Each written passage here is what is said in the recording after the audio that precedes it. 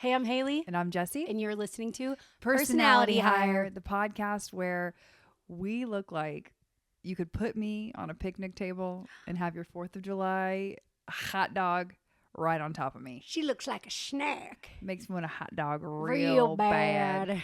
It is the week of independence. It is the week of independence. It really is. Today. Hey, America, you feeling free? Don't answer that question. This is rhetorical. This is Yes. just rhetorical commentary. Also, we can't hear you, but you could DM us. You can find a way to clap back. Yeah. In the year of our Lord 2025, anybody can find a way to clap back. And they do. But today They do be finding them. Is the 1st of July. It shan't be when you're listening to this, but it is the 1st of July, which means we're halfway through 2025. And I don't know about you, but I find comfort in that just because I feel like it's been 3 years since January 1st. January, the whole month of January was 3 years in itself. It always feels that way. Oh my gosh, January. I'm so glad January is not here right now. We're strong. It's July. We're halfway through 2025. We've got 6 more months to go. So this is just more of like a little pep talk. Yeah. You can do this. Not only can you do this. Oh, for sure. You're gonna really make some things happen in the next 6 months. Yeah, now you're warmed up. Now you're gonna do it. Warmed up. I feel like toasted. that. I'm burnt, actually. Literally, physically, metaphorically, every type of way. Spiritually warmed up. Burnt up, if you will. Oh my gosh, I have to tell you something. Mm-hmm. So I started doing which I think I've said this on the podcast before, and this is obvious that this would help me, is like writing things down. Mm-hmm. Like it's all very elementary. Everybody in the comments is going to be like, no duh, you stink on ice. Like, why are you saying this? But I've got to tell you, even though I'm just as stressed as I was like a month ago, I feel better because I'm doing my daily devotional in the morning and at night. Like I found one that has both.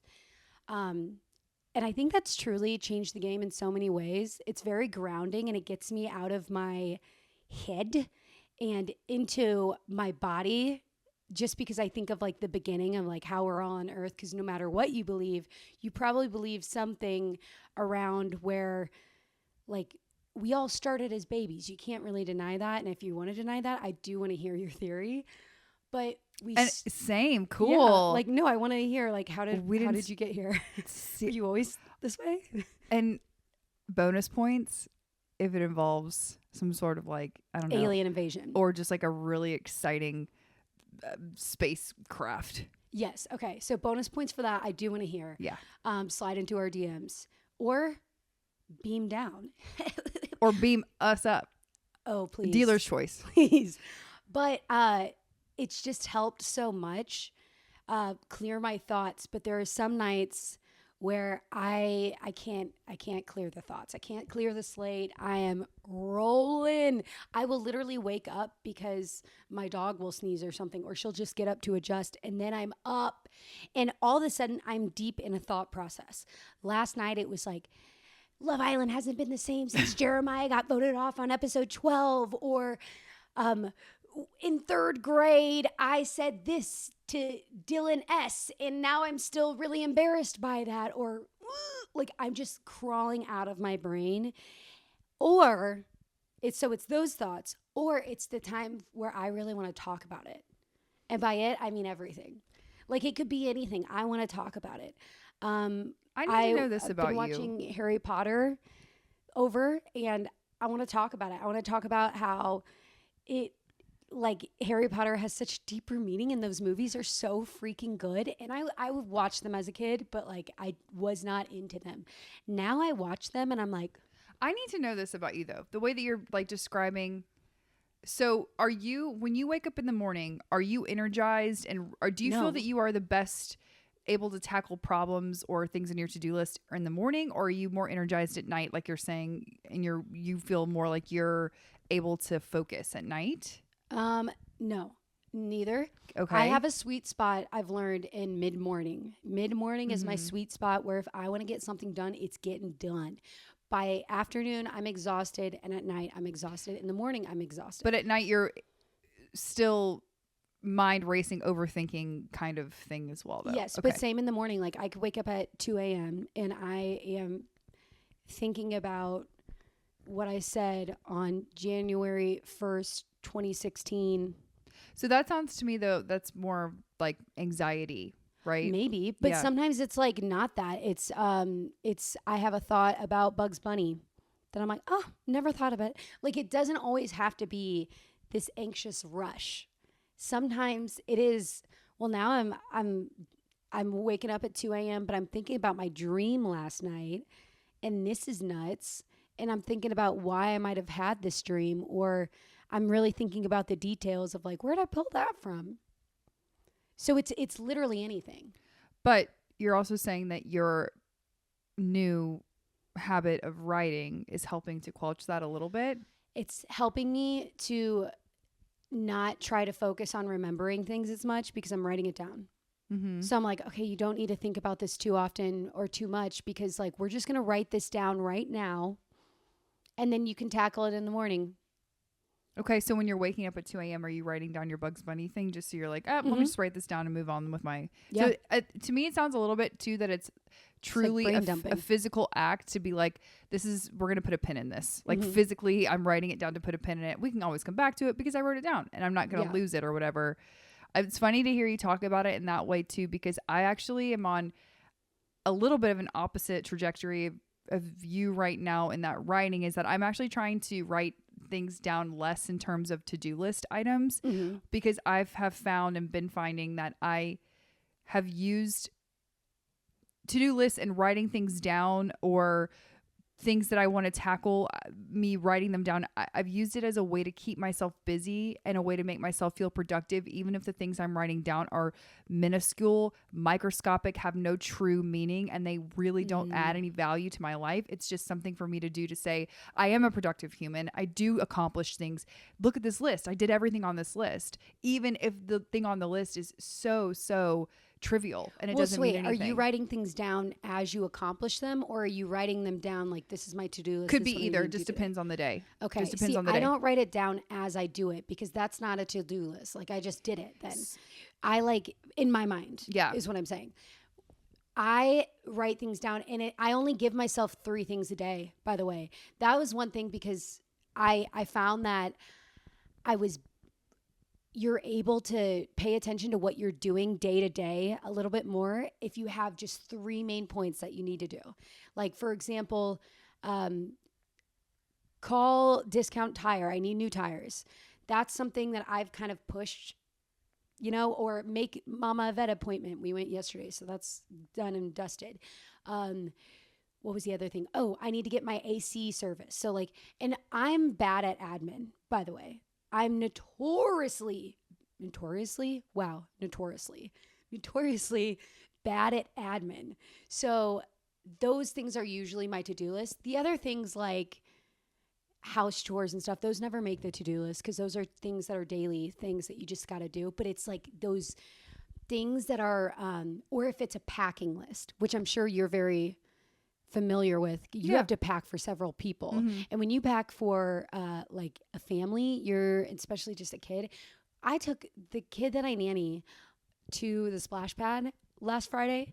The amount of things that we had to do before we got to the splash pad was insane. Did we touch half the things I brought?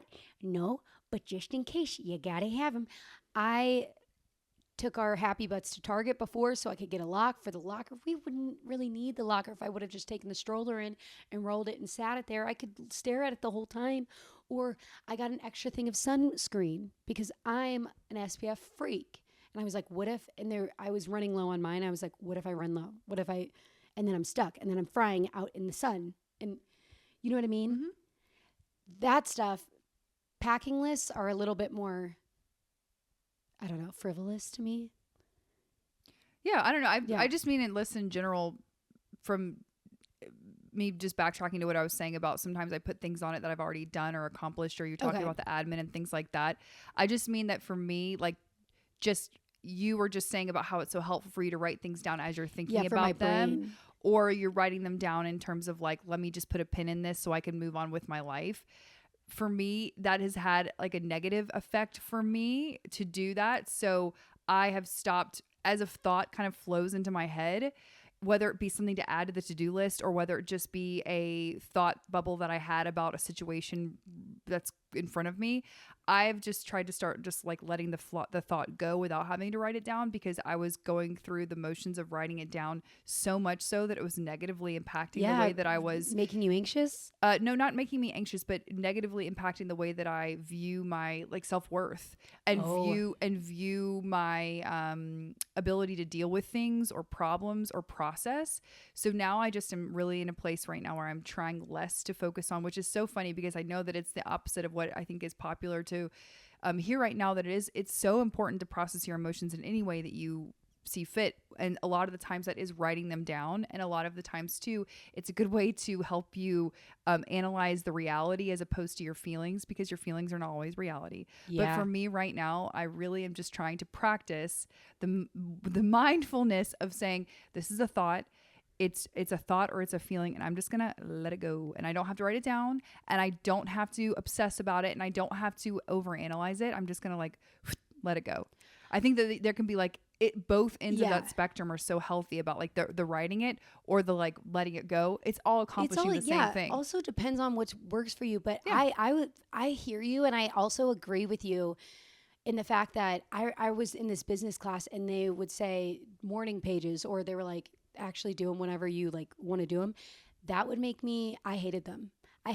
They were negatively impacting me because I would spiral. Like they would make me spiral when I was writing down either how I felt throughout the day. I would just focus too hard on those feelings, or how I felt in the morning when I woke up. It was not lighting up my world the way they thought it would.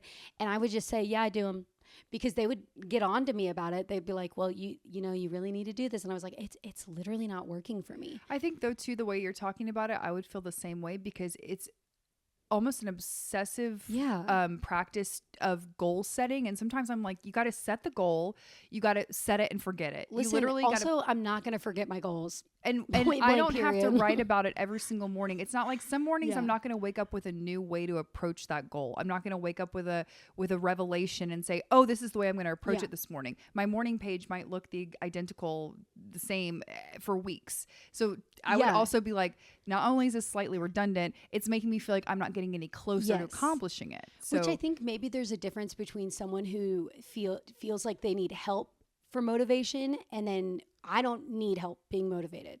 And I don't think you're that type of person either. And I do have friends, and I've seen the opposite. Like I have this close friend who she will literally say to me, can you tell me what you're doing right now? And I'm like, what? Like, and I don't like, but that helps her. That helps her because she's like, oh, okay, I need to be doing stuff like that. How did you go about it? And I'll tell her how there's no secrets. I just did it, but some people find motivation by writing their stuff down and reflecting, whereas I don't. It makes me, I'm like, oh, looking at it in the way you're saying, where I'm like, I'm not doing enough, or I'm still not any closer, right. Even though like you can't see the progress on the page. Yes. So yes, I fully agree with that.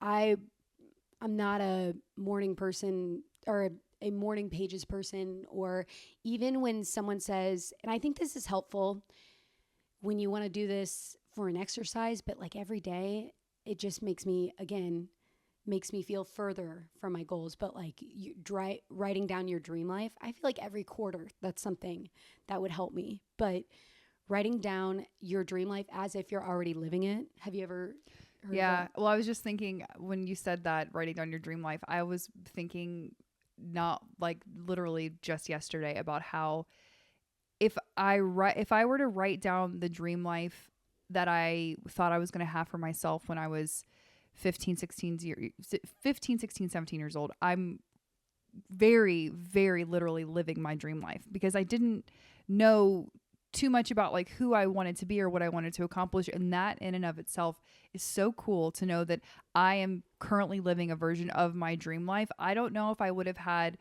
the wherewithal to recognize that even a year ago. Not saying that I don't like my life or haven't liked my life. I have, but I've just needed to feel settled enough to be able to look around me and breathe for a second and go, I am actually living a version of my dream life. And I think all the time there's this Casey Musgraves song that there's always been a rainbow hanging over your head. And basically the song is about how sometimes it's raining and you can't lift your head up enough to look that the rainbow's already there. And I love that song. And well, first of all, I love her, and I've seen her perform it live several times, and every single time I'm an absolute mess in the crowd. I'm snotting on people, but it's just good to know too, like the exercise of doing your dream life is always so exciting because yes, of course there's always more you can accomplish. When you close your eyes and you look at where you want to be and you visualize yourself, there's power in that. There's power in visualization. There's power in manifesting by writing things down.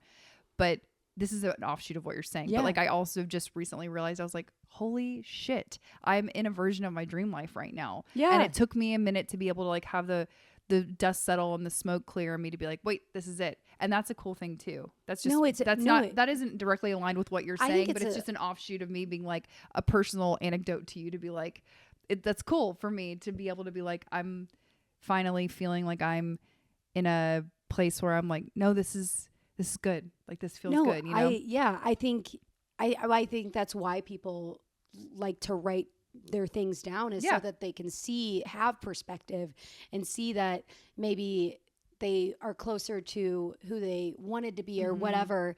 It's kind of like what I was saying a few weeks ago when I went home and I was like, oh my gosh, I may not be as financially stable as I thought I'd be at this time, but I am doing all the things that I said I wanted to do, which is pretty sick. So it's having perspective on that. And like that doesn't change my financial situation, or it doesn't change the good or the bad of anything that's going on. But what it does give you is perspective. Yeah. Perspective on like what you have accomplished and where you're at in terms of like, I am settled in this aspect of my dream life. But I think you and I are both people that sometimes I wish we weren't this way so much, but I think you and I are both very much like, and on to the next, for lack of a better way to put it. Not that we're not grateful, not that we're not able to sit in our accomplishments, but we don't sit in them for very long. And I wish a little bit more that I could be a little bit like, not that this is enough, but not so much like, let's keep looking to the future. Let's keep looking to the future, because that has always been my mentality. And I'm trying to shift that because I want to be more present, obviously, but I want to find the balance between being really happy and present, but also still understanding that being driven and having ambition to look toward the future, there's a time and place for it, but it doesn't have to be this constant, incessant nagging inside of your being, you know? Yeah, no, yeah. And I think it keeps you from accomplishing more, to be honest, when you try to push so hard forward because you're not fully experiencing the thing you're in currently. And I agree with you that I think it's not always helpful. It's only helpful when it's motivating, but it doesn't help you when you're not celebrating where you're at, because if you can't be happy where you're at, you're literally just never going to be happy then, because it's always going to be on to the next. And acknowledging for yourself too that even for me, I think that what I'm finding that is the most beneficial and best way for me to pat myself on the back is to be like, look at the hard work you put in and look at the output from that hard work and how has it positively not only affected you, but maybe like people around you or the people you care about. And that I'm trying to be like, okay, this has positively affected me, but also look at the little ripple effect it had, and being able to celebrate the little ripple. And then I immediately say that was enough. And I go about my life and I try to move on to the next thing, because whatever, that's just, I think, innate in both you and I, but that's hard. That's a difficult thing to do, to be able to say for yourself, like, I'm proud of you, self, and let's celebrate this, like truly celebrate. Because I know I'm mostly like, let's just be like little pat and then move it on, you know? And I think also it's kind of like, and the more we talk about it, the more I realize how, I don't know if this is the right word, but I'm thinking like, it's almost, this is not the right word. It's like selfish and bratty of you, and like to not celebrate the wins you're in, because it's just it's kind of it's giving ungrateful. You know what I mean? Or at least acknowledging them and saying, this is good. I think too, Yes. I think kind of what you're saying is sparking in me that when I have people in my life who at least don't acknowledge when something good has happened to them and they've worked for it and they've earned it, it frustrates me because I want to shake them and I want to say, you earned this, you worked for it, and you this is what you accomplished wanted. it. Exactly. And this is what you wanted. And it's hard to celebrate alone though. So maybe too, I'm speaking from as somebody, I really feel like my gift, I feel like my God-given gift for people is that my enthusiasm. And that is something that like I come by it so easily because it's so genuine and so like just I think part of my core. And I'm just very enthusiastic, but it's hard. Not everybody has other people around them that are enthusiastic like that. And it's hard to be that enthusiastic for yourself. Yeah. And if you don't have a little crew around you that's going to give that enthusiasm to you when you do accomplish something and like recognize that in you, that's got to be hard. No, it's definitely hard. I feel like I was just thinking, because you said exactly what I was thinking in my head about how it's frustrating when someone you love and someone you care about doesn't celebrate their wins, because it's like, I've been with you on this ride too. So like, don't act like that. And I'm going to use myself as an example, but I had like our friend, Kat Barnes, friend of the pod. She, after this last role I booked, I was like, I'm very grateful. And I wanted to say this because I wanted to be very grateful, and no one's working right now. And it's a really tough time in our industry. And I acknowledge that. And I feel so incredibly blessed. But I was like, when do you think? And I love talking to Kat about this kind of stuff because she is very realistic, where I know she's not blowing smoke up my butt, but she is taking mind of my talent and the hard work I've put in, plus the reality of the industry. She doesn't just say, it's gonna happen. She like tells me, this is how, like, I don't know how exactly it's gonna happen, but this is why it's gonna happen. And she like draws me a map of like why the logic is there that it's gonna happen. And it's such a beautiful thing to hear, because it is such a it's a hard thing to wrap your mind around. But after this last role, whenever I got it, I was texting her and I was like, I'm excited, but blah, blah, blah. Because again, you can't share all your wins with everybody. And I had just been talking to her about this. And so I shared it with her, and she was like, Haley, I went from this to this to this. And they were all like smaller roles. And she was like, then to a non-speaking, and then to a recurring guest star. So she was like, so you don't know, the next one could be it. You never know. And I was like, oh my gosh, I'm so unaware. Like, I'm so unaware of how I should be celebrating this. And I feel like that had to have been, and I don't think she was frustrated for reals. She'll let me know, she listens. But if she was, like, I would get that would be frustrating to hear, because it's like, no, this is huge. Just celebrate it. Yes. And I know that I feel like that with friends too, when I see them get something, and I do whatever I can. And trust me, if you need a hype woman and we're pals, you can count on me. And also just tell me your wins and I will celebrate you. Like, I think that's so important. There are some people who are like, oh, that's cool, and just like brush it by. So for those people, I hope you find the right people in your life who will celebrate you. Jessie is one of my biggest hype women. I know I can tell her anything. I can trust her to not make it about her. That's actors know. But, well, I was just thinking that too. I think that what you're saying is important, because not to be negative or not to like flip it, but you can't tell everybody everything. Good news. No. And you also have to know that we talked about jealousy last week, but again, jealousy doesn't have to be a negative thing all the time. However, people can't control it sometimes. They cannot control their jealousy, and they also cannot control the way that they view your wins. And you can't tell everyone everything. I also think that when you're building something too, when you are working on a dream or you're working on something, even like, let's say it's as trivial as like saving money to go on a really nice vacation. You can't tell everybody those types of things because they're not always going to be happy for you in the way that feels good to you. They might go, to your point, oh, that's cool, and keep it moving. And or sometimes like, that doesn't you. feel. I do not like it When people say you're lucky you. so lucky, because it's like, oh, you really don't know me, because I actually, in my family, like, we giggle about it, but I have like weird luck.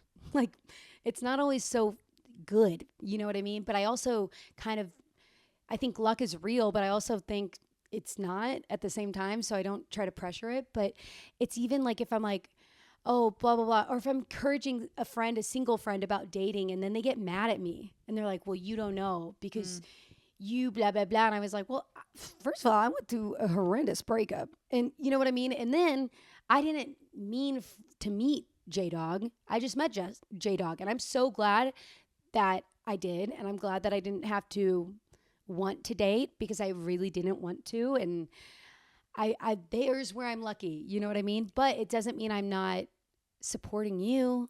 I think if somebody tells you something and you don't have the immediate right thing to say that feels supportive, my biggest advice that I always give people when we've talked about similar things to this is, if you don't know the right thing to say that makes that person feel supported or heard or encouraged or whatever they're looking for, you just need to look at them, make great eye contact, be an engaged listener, and sort of repeat back what they're telling you so they know that you heard them properly and that you're getting the overall sentiment of what they're going through.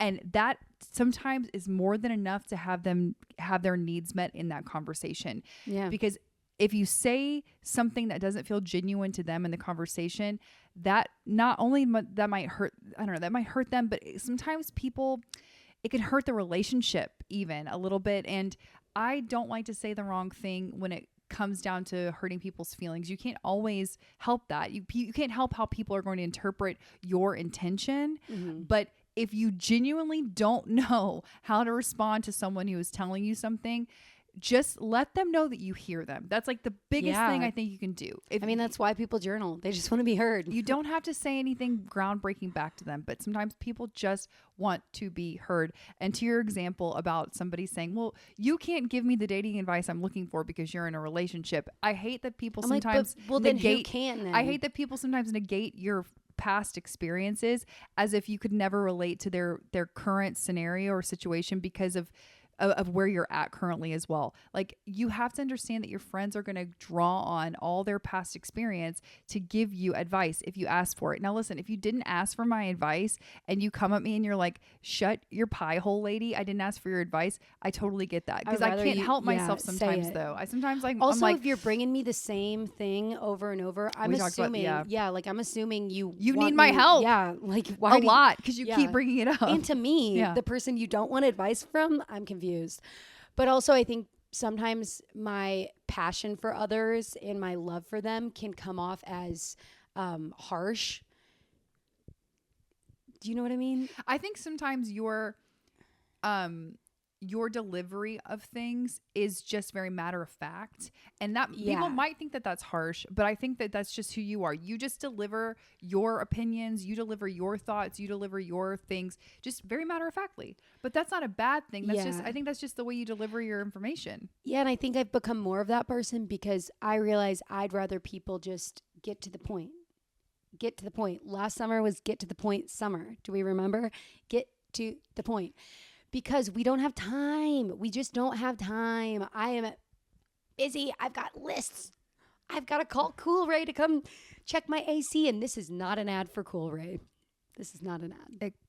But when you hear those ads, you can totally listen to the whole thing, please. Please. Can I make a small departure? Yeah. Based on kind of like we're talking about like Cool Ray. I had a tree removed in my front yard this morning, and I'd never seen live action a tree removal. Oh, it's crazy. The men who are doing it are so brave. He was suspended. George the jungle, literally swinging. Basically his overalls. Yeah. With a huge chainsaw hacking down a tree, and then they had the biggest wood chipper I've ever seen in my life that reminded me. I'm like, if Dexter were here, he could just put me into that. You know what I mean? And then there'd be not a trace. Yeah. It was just a big production. And I just didn't really realize how big of a production taking down a tree would be. No, it's so insane. There you go. It was Cirque du Google Soleil, which everything comes back to Cirque du Soleil. If you've got a toddler, YouTube it. Everything. They'll love it. Everything in life is like about a circus ballet, including hanging from a tree. And that was crazy. And just living your day-to-day life. I'm just living your day-to-day life. Also, I was going to ask you if you had any thoughts about the Bezos wedding. First of all, I have to say something. And I want to come back to Bezos wedding because you ignited this in me.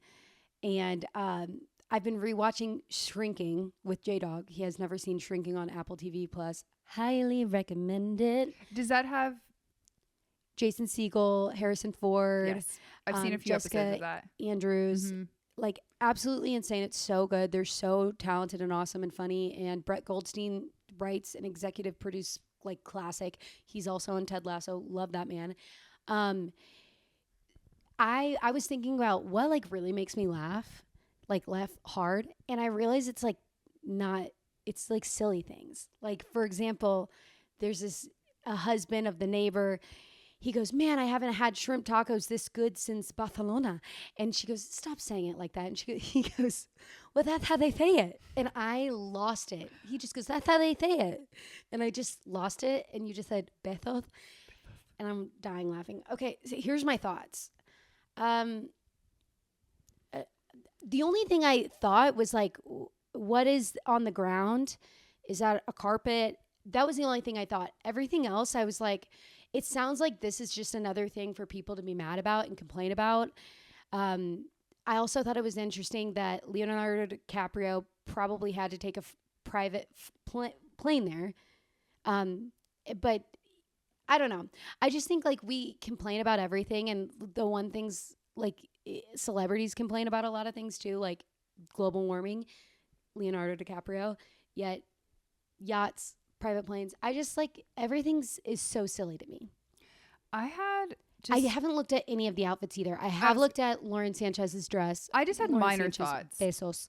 My minor thought was, number one, Usher was there and he had on an ATL hat, an Atlanta Braves hat, and I just liked that. I mean, Usher, I liked that. He's in paparazzi photos in a tux and an Atlanta Braves hat. Yep. Like, let's go. Let's go. And then I also just was wondering in my pea brain that this doesn't matter, but I was wondering, how does Sydney Sweeney everybody's saying know them? How does all the celebrities that were there? I was just surprised. I was like, how did they come to be so close that you're invited to the wedding? Okay, this is my guess. Lauren Sanchez seems to hang out with a lot of like hot button people. Do you know what I'm saying? Like Kim Kardashian, you know. I'm sure she met Sydney Sweeney at an event and was just like, I want Sydney Sweeney at my wedding. You know? Maybe, I don't know. I don't think it was like, we're dear friends. I think you would be a good person to be photographed at my wedding. So they were truly treating it in some ways just like as, you know, a regular event. Yeah, just I don't know. A regular event. Like not necessarily like the holy matrimony type vibe. No, I think like when you have a big wedding and you know what I mean? Sure, yeah. Sometimes I just didn't know if I was missing something where you're like, oh yeah, they do X, Y, and Z together, or like, here's the missing link. You know, just didn't know how a lot of that went down. But also, guess what? I mean, if I got invited to Jeff Bezos' wedding and I'm Sydney Sweeney and I got a cool dress in my closet, I'd probably rock up too. You know? I mean, I would go. Yeah, if I was invited, I'd go. I know that I saw the Kardashians looking cute. I will say, every time I've seen pictures of Khloe or Kim in Italy, they dress the part and I love it. I love it. Like they dress the part as if they could be on the back of a Vespa at any moment. And I really like the way they look. That's awesome. I haven't seen any of the looks. I have heard about the looks. Yeah. Yeah. Another person who's an influencer that I follow that I would highly recommend people follow her because for her same looks is Pia Baroncini. Mm-hmm. Baroncini. She is the designer of LPA, which is a brand, and she's just overall cool Italian girl. Oh, her vibes. Yeah, She has she's a very very cool. Italian husband. She wears scarves in her hair and then goes on little convertible rides. And you know how I feel about that. That's a good follow if you need Yeah. somebody else to follow. Yeah. Yeah. So I was just thinking about the base stuff, and then my only other pop culture thing I wanted to ask you about that again I have very minimal opinions on, but that's why I turned to you to see if you have any thoughts or feelers, is Anna Wintour stepping down as editor-in-chief. Well, she didn't really step down, did she? Didn't she just get... She will no longer be editor-in-chief, but she's still gonna I think be chief content officer at Vogue, but she's no longer going to be like the day-to-day editor, which is, I mean, like that's still a really big deal. I mean, it's crazy. I'm excited to see what happens next, you know, before Anna Wintour like changed everything. Mm-hmm. She changed the game completely. We went from having supermodels on our magazines to celebrities, and having like getting really into the editorial looks and all of that. And even I think she's inspired street fashion so much. But no, I really like, I think it's probably like time. I don't know. I don't think anything about like she should step down or she shouldn't. I just think, oh, she's been there for so long. Yeah. I think time to shake things up, probably. She's for 70. her. She's 75, I think. Yeah. And that's just retirement age. Yeah. But I think that the cool thing that, to your point about like how she shook up specifically the way that the magazine is structured, but also who they feature, was if you take a look at the last, or what Vogue was doing cover wise in terms of models, super close ups, very focused on the overall makeup and the softness of the look, but you could see nothing outside of just the person's face. And then you watch when Anna Wintour steps in, you start to get more of a look of like what the full photo shoot is. You get the full outfit. Yeah, it's like more editorial. It's more of the entire vibe of the it's more of just like she's giving you more feeling about it. And it's just so cool how she did that. And I do think too, I wonder if the coolest thing the new person could do, the biggest and cool thing I think that the new editor-in-chief could do, is usher in a new era of supermodels, true supermodels, not just the celebrity. But that could be cool if we see kind of a reprise of Cindy Crawford 2.0. I know that she has a beautiful daughter who's also a model, but you know what I mean? Yeah. Like, what if this person is truly bringing back a different era of the supermodel? Well, I think that is a great point, and I think everybody's craving that. What I don't think it will happen right away. I don't think that'll happen right away, only because I think the entertainment industry as a whole, everyone wants to make money so bad that they're not taking risks. This is in our TV and film. This is in like even brands who they choose to model for on the runway, you know, like during New York Fashion Week, like who we're bringing into the fold. There was a lot more like fresh faced, new faces. And we're not just talking about I'm talking about everything top to bottom and in entertainment. So I would love for that to happen. And I hope it happens. It would be really cool if someone was brave enough to say, we're still going to consume if we don't know this person.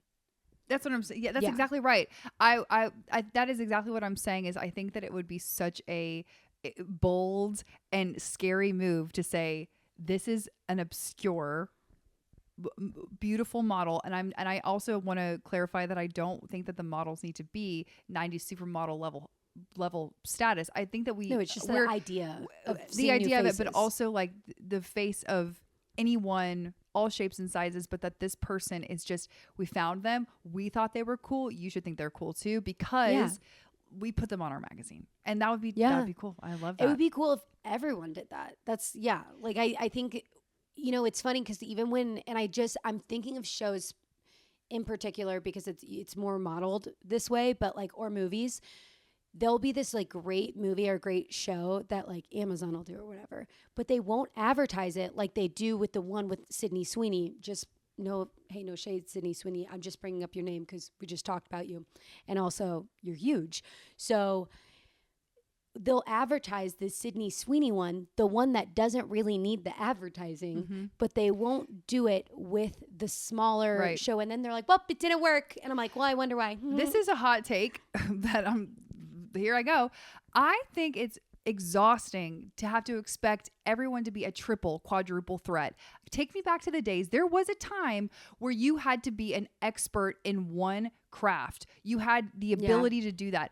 It really is exhausting. If you are not a triple, quadruple, whatever threat, I think it's exhausting even for on like on a smaller scale outside of the celebrity sphere to be expected to be good at so many different things. Let's bring back being respected and revered for being really good and honing your craft in one thing. Like it's so exhausting to have to be able to be expected to be good at everything. Every facet. But it's not only exhausting to see someone expect to be good. It's exhausting to be along for the ride. Like I love you, Ariana Grande. Please, like, and not.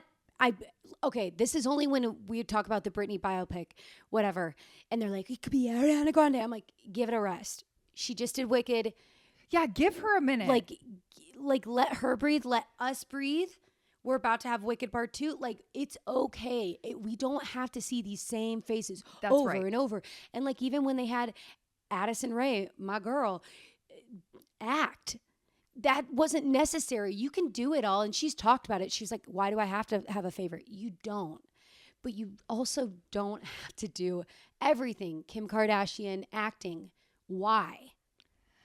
I thought of something that I really want Addison Rae to bring. Go be in a play. Go be in a play. I really want Addison Rae. If anybody can do this the right way, it's her. Mm-hmm. I want her to bring back the Soffe short. And she already has. Perfect. I hadn't seen it, but I was like, that is so on her. That is so her brand. And I'm so excited for it. Bring back the Soffe shorts. I will not be wearing them. I've stockpiled. I have thighs for days. So I have 2 pairs. I have a black and a gray, and I bring it back. Roll them 4 times. Roll them up 4 times. Hit the herky. Good for her. Yeah. I'm so happy. If you see those at your local Dick's Sporting Goods, grab yourself a pair. Grab yourself a pair of Soffe shorts and have an Addison Rae Soffe short girl summer. I love that. Good for her. Yeah. I didn't know that she had, but I really thought in my mind that she's the girl for it. Yeah, I think it was for headphones. For that single, when she released that, she did like a whole shoot. Cute. With Soffe shorts where it was a fake paparazzi shoot, obviously planted, where she was wearing a skirt and the skirt blew up and it said like headphones or put your headphones on her butt, like dancer cheerleader. Headphones too. Yeah. Mm-hmm, yep. Mm-hmm. Everybody. Limited 2 hot stuff. Very cute. Love that. Yeah. So we don't always have to be good at everything. And also we don't have to overexpose everyone. Maybe we can dip back into the talent pool. Let's start discovering people. And then when we discover them, let's allow them to really hone in on one thing that they enjoy and that they like to be good at. And let's let them and just sit in that for a minute. Then they can do another thing and do another thing here. But like, we don't have to do it all right now. If Sydney Sweeney came out with a single, like a song tomorrow, I would throw this mic. I would say that's enough. We're already doing Sasquatch, whatever that thing she's doing, Bigfoot.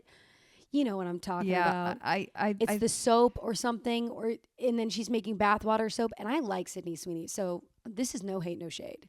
This is just like she's talked about this before. She's like, I have to take these brand deals because I need to be able to afford the security that I have and to live in a certain place so that I can have gated whatever. And like, I believe that. It's really hard. Like people, I think that's just part of her career is needing to also supplement things with promoting products. Yes. But I think it's a different thing when you go, I'm promoting someone else's product versus I started my own product line. Yes. And then you start to get into that, like the consumerism of it all, where you want to capitalize on your audience and you want to make sure that they're spending every dollar with you. Everybody's got a lip gloss. Either at the box office, either on my lip gloss, or my shoe line, or I'm going to go on a tour, or whatever that might be. Yeah. Whatever. Also, at the same time, I also consider myself to be a multi-passionate person. And I know that we shouldn't be forced into a box, but I just want to say, if you want to be good at one thing, I think we should allow room for that, Definitely. But also like get good at it too.